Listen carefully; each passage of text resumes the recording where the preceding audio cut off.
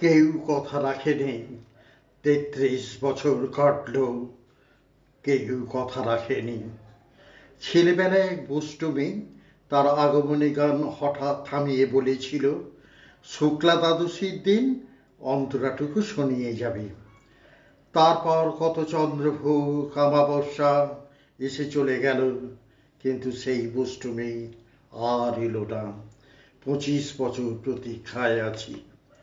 মামাবাড়ির মাঝি নাদের আলী বলেছিল, বড় হও দাদা ঠাকুর, তোমাকে আমি ৩ প্রহরের বিল দেখাতে নিয়ে যাব।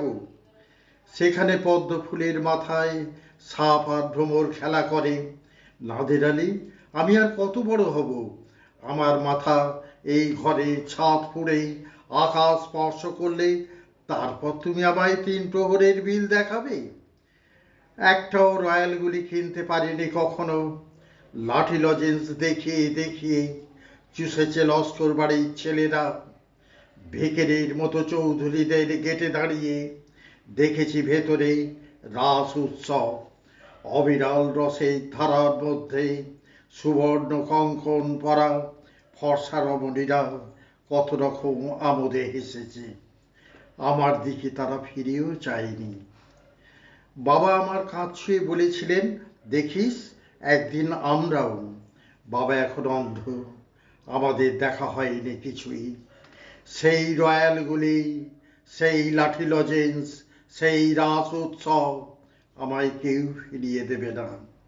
বুকের মধ্যে সুগন্ধি রুমাল রেখে বরুণা বলেছিল, যেদিন আমায় সত্যিকারের ভালোবাসবে সেদিন আমার বুকেও এরকম আতরের গন্ধ হবে।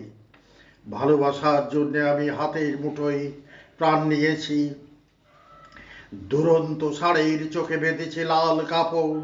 বিশ্ব সংসার তন্ন তন্ন করে খুঁজে এনেছি ১০৮টি নীল পদ্ম। তবু কথা রাখেনি বরুণা। এখন তার বুকে শুধুই মাংসর গন্ধ। এখন সে যে কোন নারী! কেউ কথা রাখেনি। ৩৩ বছর কাটল, কেউ কথা রাখে না।